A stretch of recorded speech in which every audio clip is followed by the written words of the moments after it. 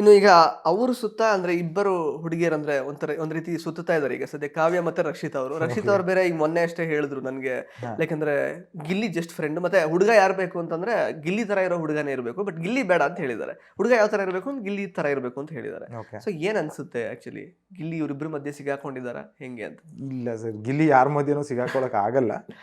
But ಹೆಂಗೆ ಅಂದ್ರೆ he's got a very good friendship.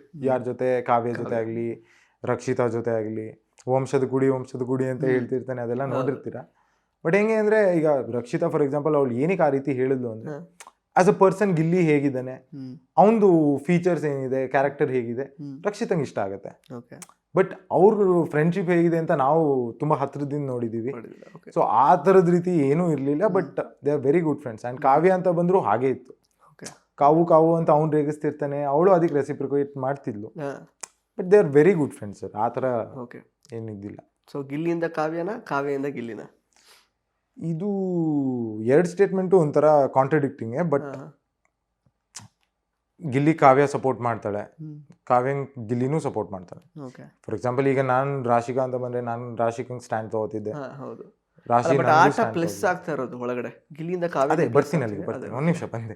So ಆ ಥರ ನೋಡಿದ್ರೆ ಎಲ್ಲರೂ ಒಬ್ರಿಗೊಬ್ರು ಹೆಲ್ಪ್ ಮಾಡ್ತಿದ್ದಾರೆ. ಬಟ್ ಗೇಮ್ ಸ್ಟ್ರಾಂಗ್ ಆಗಿರೋದು ಗಿಲ್ಲಿದೆ. ಸೊ ಕಾವ್ಯ ಈಗ ಸಪೋರ್ಟಿಂಗ್ ಮಾಡ್ತಿದ್ದೀನಿ ಅಂತ ಹೇಳಿದ್ರು ಕೂಡ ಅದು ಕಾವ್ಯಂಗ್ ಪ್ಲಸ್ ಆಗುತ್ತೆ. ಬಿಕಾಸ್ ಗಿಲ್ಲಿ ಅವ್ನು ಹೆಂಗೆ ಆಡ್ತಿದ್ದಾನೆ, ಅದು ಅವ್ನು he's on his own.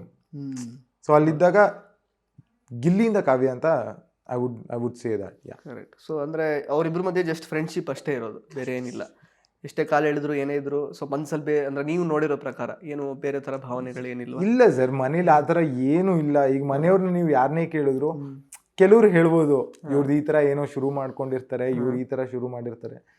But ನಾವು ಒಟ್ಟಿಗೆ ನೋಡಿದಾಗ ಈಗ ನಮ್ಮ ಒಪಿನಿಯನ್ ಯಾರೋ ಒಬ್ರು ಬಂದು ಕೇಳಿದಾಗ ಅವ್ರಿಗೆ ಅಲ್ಲೇ ಅರ್ಥ ಆಗ್ಬಿಡತ್ತೆ, ಓಕೆ ಈ ಥರ ಏನೂ ಇಲ್ಲ, they are just good friends ಅಂತ. ಎಲ್ಲರೂ ಅಲ್ಲಿರೋರು ಪಕ್ಕದಿಂದ ನೋಡಿದಾಗ you'll get to know. Interesting ಮತ್ತು ಇನ್ಫಾರ್ಮೇಟಿವ್ ವಿಡಿಯೋಗಳನ್ನ ಮಿಸ್ ಮಾಡ್ಕೋಬೇಡಿ. ಈಗಲೇ ಸಬ್ಸ್ಕ್ರೈಬ್ ಮಾಡಿ.